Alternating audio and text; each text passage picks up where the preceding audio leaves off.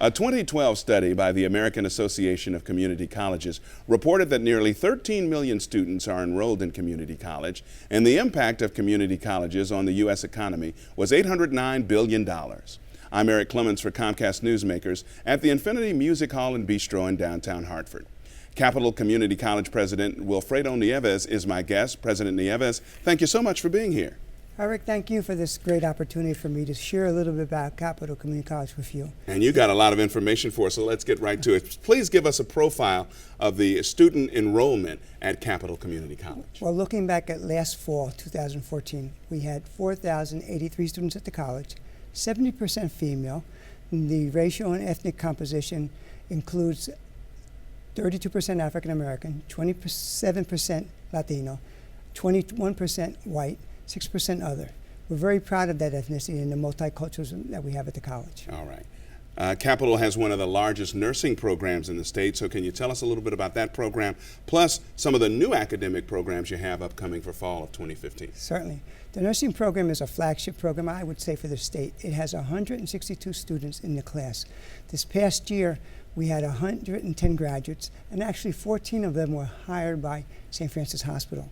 Some of the new programs at the college include cybersecurity, biotechnology, health information management, and mobile applications developer. We're very proud of that. We're trying to make sure that our programming is relevant and addresses the needs of people in the future. Okay. You have many strong community partnerships, of course. Tell us about some of them, specifically the EDGE program. Well, the EDGE program is primarily Travelers Insurance, United Healthcare, wonderful partners. They provide our students internships, mentors, coaches, and they embrace them. And when they graduate from the college, they follow them through either University of Connecticut or Central Connecticut State University. And then afterwards, they have the great opportunity to work at Travelers and go onto their leadership track. A fabulous program. It is fabulous. And we're very proud of that. A couple other partners, certainly we work with the Hartford Public Schools, and we certainly work with some of the community agencies such as Curate. Speaking of public schools, you also have a nice partnership with high schools in the area. You just touched on that a little bit. Yes. This past year, we established Capital Community College Magnet Academy. We had 50 students in our first class, only juniors and seniors, and actually our first class graduated this past June, where we had 12 students graduate. All of them are going on to college. All of them have college credit. We're very proud of that, and 4 are going to continue at Capital. Wow, that's wonderful.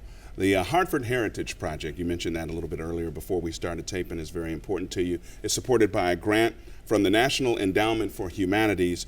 What is HHP and why is that program so significant? Well, Hartford Heritage, we look at the city of Hartford, the cultural, historical, and artistic venues, and they become part of our campus.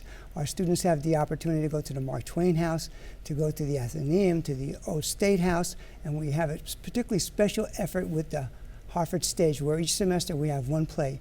We believe that our students need to be exposed to their city, their environment, and this allows us to implement something that is recognized as place-based learning. We really believe that we're so fortunate to be in Hartford, but that Hartford becomes an extension of our campus, which is at 950 Main Street, and an 11-story wonderful campus. All right. President Nieves, there are so many great things happening, as you pointed out, at Capital Community College. I also want to point out there's some physical changes ongoing as well. Tell us a little bit about those, please. Well, we know that in order for students to be successful, they have to be engaged, they have to stay at the college. Unfortunately, so many of our students work, so we're looking at ways that the physical campus itself will be more attractive. We've established new lounges for students to come and congregate, where they can meet after class, where they can have some discussions. And we're opening our Veterans Oasis Center. We had 130 veteran students on campus this past year, and we know they're a special population, and we want to express our appreciation to them for their service by making sure that when they come to the college, they're treated in the best way possible. Now they have a space on campus which is theirs. President Nieves, thank you so much for being with us on the program. And thank you. All right. And thank you for watching this edition of Comcast Newsmakers. I'm Eric Clemens. We'll see you next time.